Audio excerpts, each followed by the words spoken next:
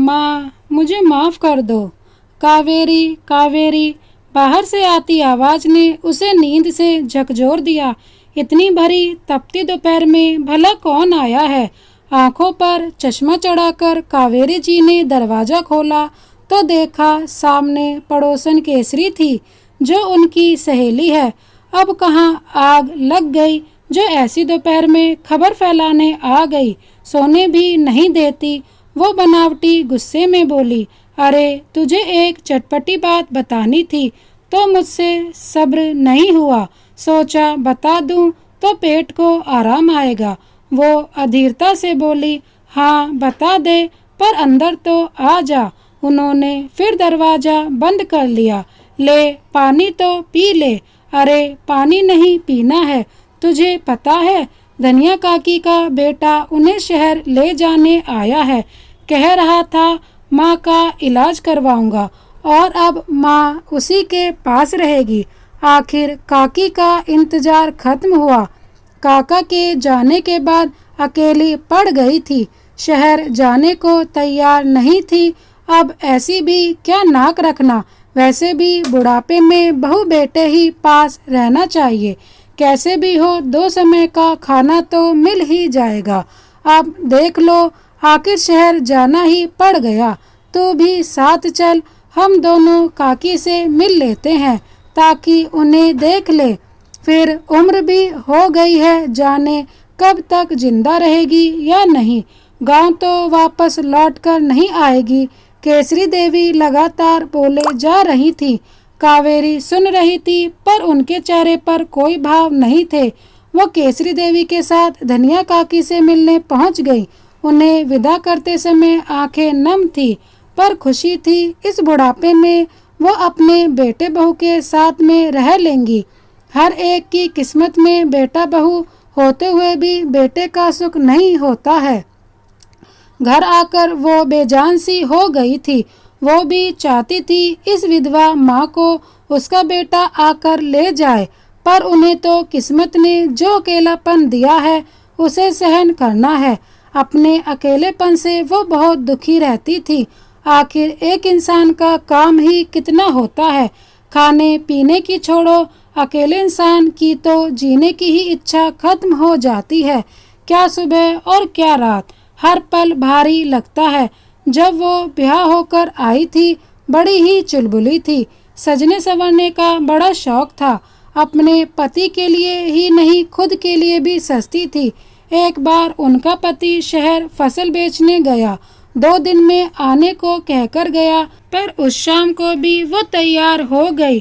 करीने से बाल काट लिए और चेहरा चमकाकर उस पर लाली लिपस्टिक लगा ली। पड़ोसने बातें बनाती पर वो कभी परवाह नहीं करती थी। मेरा पति है, सुहाग है, तो मैं क्यों ये सवर कर नहीं रहूं। सजना संवरना तो हम सुहागनों का अधिकार है। अपने शौक के चलते वह घर गृहस्थी के काम में भी निपुण थी। सास ससुर की भी बड़ी सेवा करती थी और इसलिए उनकी चहेती थी। एक बार गांव में मेला लगा था तो उन्होंने भी जाने की जिद की, पर सास ने टोक दिया। 5वां महीना चल रहा है, ऐसे में भरी भीड़ में जाना ठीक नहीं है, पर उन्होंने जिद कर ली। मेले में जाकर चुस्की खानी है, झूला झूलना है और ठेले की चटपटी चाट भी तो खानी है।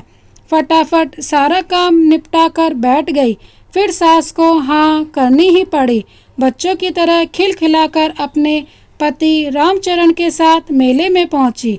मन की सारी इच्छाएं पूरी की और रात को खुशी खुशी घर आई। पर मेले में भी उन्होंने अपने होने वाले बच्चे का पूरा ख्याल रखा। पेट से थी इसलिए चटपटा खाने की शौकीन थी। पहली संतान के रूप में कावेरी जी को बेटा हुआ, जिसका नाम रामानुज रखा गया, जो अपनी माँ की तरह ही सुंदर था। दादा दादी ने उसकी अच्छी परवरिश की और ख्वाहिश की कि अब दूसरी संतान का भी चेहरा देख ले, पर विधाता को यही मंजूर था। कावेरी जी को दूसरी संतान हुई ही नहीं। इसे ही उन्होंने भगवान का फैसला मान लिया। कम से कम ईश्वर ने गोद तो भरी, बांस तो नहीं रखा। रामानुज अब स्कूल जाने लगा था, पर पढ़ाई में उसका मन कम लगता था। घर वाले ज़्यादा पढ़ने को कहते भी नहीं थे। उन्हें लगता था एक ही बेटा है, पढ़ लिख कर शहर चला गया तो गांव की खेती बाड़ी और ज़मीन कौन संभालेगा। कैसे भी करके रामानुज ने 12वीं पास कर ली और पिता के साथ खेतों में लग गया। लेकिन पढ़ाई न होने के कारण वो बुरी संगत में फंस गया। रात को देर से आता था और काम पर ध्यान नहीं देता था। कावेरी जी परेशान रहने लगी थी। उन्होंने अपने पति को चेताया, पर वो बोले जवान खून है, गलतियां तो इसी उम्र में होती हैं, और हंसकर टाल दिया। इन दिनों रामानुज का व्यवहार बदल रहा था। वो घर में भी किसी से बात नहीं करता था। दोस्तों से मालूम किया तो पता चला कि वो एक लड़की को पसंद करता है, पर लड़की उसे पसंद नहीं करती है। रामानुज के घर वालों ने उस लड़की के घर रिश्ता भिजवाया। इकलौता लड़का देखकर और खेती बाड़ी देखकर लड़की के पिता ने रामानुज से ब्याह करवा दिया। लेकिन उसकी पत्नी तारा इस रिश्ते से खुश नहीं थी। वो शहर में ब्याह करके शहर की जिंदगी जीना चाहती थी और हमेशा अपने ससुराल वालों को कोसती रहती थी। उसे लगता था इससे भी अच्छा पति मिल सकता था। उसका व्यवहार भी सबके साथ सही नहीं था और वो रामानुज को अपनी उंगलियों पर नचाती थी। घर के कामों से भी दूर भागती थी। दादी सास और दादा ससुर का भी सम्मान नहीं करती थी। एक दिन गांव में भयंकर बीमारी फैल गई और हजारों लोगों इस बीमारी के चपेट में आ गए। कावेरी जी के सास ससुर और पति भी बीमारी की बलि चढ़ गए और संसार से चले गए। अब वो विधवा हो गई थी। अपना हाथ श्रृंगार छोड़ना पड़ा। बेटे बहू का व्यवहार उनके साथ सही नहीं था। तारा अब भी शहर जाना चाहती थी। कावेरी जी मन की सीधी थी। एक दिन बेटे ने कहा, माँ इस बार फसल अच्छी हुई है तो मैं शहर जाकर बेच आता हूँ। कुछ जरूरी कागज पर आपके अंगूठे के निशान चाहिए। अपने बेटे पर तो सभी भरोसा करते हैं। तो कावेरी जी ने भी साइन कर दिए। बेटा शहर चला गया और तारा सामान जमाने लगी। उन्होंने पूछा तो वो सकपका कर बोली, कुछ दिनों के लिए मायके जा रही हूँ। माँ से मिलने का बड़ा मन कर रहा है। उन्होंने ज़्यादा ध्यान नहीं दिया। बहू ने अपने साथ रामानुज का भी सामान जमा लिया था। उन दोनों ने धोखे से सारी खेतीबाड़ी घर बेच दिया और विधवा माँ को अकेले छोड़कर पैसा समेटकर शहर चले गए।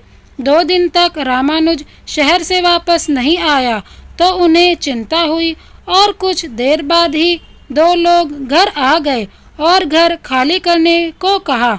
घर खाली कर दूं? पर ये तो मेरे पति का है, वो तेज स्वर में बोली। हाँ था, अब तुमने हमें बेच दिया है। और अपने अंगूठे लगे कागजात देखकर वो सारा मामला समझ गई। बेटे बहू माँ को धोखा देकर चले गए। सारी खेतीबाड़ी और जमीन भी बेच गए। अपनी विधवा माँ को बेसहारा छोड़ गए। कावेरी जी ने घर खाली कर दिया। उनकी सहेली केसरी देवी ने उन्हें सहारा दिया। उनके घर के पीछे का एक कमरा खाली पड़ा था, वहीं रहने को जगह दे दी। घर का कुछ सामान बेचकर तो कुछ दिन निकले। फिर वो लोगों के घर में गेहूं साफ करने लगी, मसाला कूटने लगी और 2 साल हो गए उनकी जिंदगी ऐसे ही चल रही थी। उन्हें अब भी अपने बेटे का इंतजार था। तबीयत भी सही नहीं रहती थी। बेटे बहू ने जो धोखा दिया था उसका उन्हें गहरा सदमा लगा था, पर जीवन तो किसी तरह बिताना ही था। ढलती उम्र में शरीर में 100 बीमारियां वैसे भी लग जाती हैं। अब वो थकने लगी थी, बीमार रहने लगी थी। गांव में कोई भी आता जाता उन्हें खाना दे देता था। अब उनसे ज़्यादा काम भी नहीं होता था। कावेरी जी के दिन ऐसे ही बीत रहे थे। हर आहट पर लगता था कि रामानुज आ गया है। बेटा चाहे कितना ही मुंह फेर ले, पर माँ तो सदा अपने बेटे से प्यार करती है और उसका भला चाहती है। कावेरी जी एक दिन शाम को टहलते हुए फिसल जाती हैं और उनकी रीढ़ की हड्डी में गहरी चोट आ जाती है। अब उनका चलना फिरना बंद हो जाता है। आखिर केसरी देवी भी मजबूर थी। उनके बेटे बहू ने भी कावेरी जी की सेवा करने और देखभाल करने से मना कर दिया। मजबूरन वो अपनी सहेली को गांव के ही सरकारी अस्पताल में छोड़कर आ गई। वहां नर्स और डॉक्टर ने उनका इलाज किया, पर यह कोई एक दो दिन का तो इलाज नहीं था, इसमें महीनों लगने थे। पर वो चुपचाप वहां अपने दिन गुजार रही थी। केसरी देवी उनसे मिलने आती रहती थी। वहां बिस्तर भी मिला हुआ था और रोज खाना भी मिल जाता था। सरकारी अस्पताल में लेटते हुए उन्हें अपने बेटे की याद आती थी। काश रामानुज होता तो मुझे संभाल लेता, और वो उसे रोज याद करती रहती थी। एक सुबह उन्होंने देखा कि उनकी बगल वाली सीट पर जख्मी हालत में एक मरीज लेटा है, जिसका अभी थोड़ी देर पहले ही एक्सीडेंट हुआ है। डॉक्टर उसका इलाज कर रहे थे। मरीज ने करवट ली तो सामने का नज़ारा देखकर उनके होश उड़ गए। ये तो उनका बेटा रामानुज था, जो बोल नहीं पा रहा था। उसके मुंह पर पट्टी लगी थी, पर वो देख पा रहा था। माँ को देखते ही उसकी आंखों से आंसू बहने लगे और उसने हाथ जोड़कर माफ़ी मांगी। माँ का मन तो मोम की तरह पिघल ही जाता है। वो अपने बच्चों की हजारों गलतियां भी माफ़ कर देती है। थोड़े दिनों के उपचार के बाद वो बोलने लायक हो गया। माँ, मुझे माफ़ कर दो। मैं तारा के बहकावे में आ गया था और आपको अकेला छोड़कर चला गया, पर शहर जाकर भी मैं सुखी नहीं रहा। जमा पूंजी तो रोज खर्च होती रही, क्योंकि शहर जाते ही कोई नौकरी नहीं मिली। किराए का मकान, खाना पीना, कितने दिन पैसा चलता। महीनों हमने पैसे ऐसे ही उड़ा दिए, पर इस 12वीं पास को कोई नौकरी नहीं मिली। जैसे जैसे पैसा खत्म हो रहा था, तारा मुझसे चिढ़ती जा रही थी। उसे शहर में अच्छी जिंदगी और अच्छे कपड़े, घूमना फिरना चाहिए था।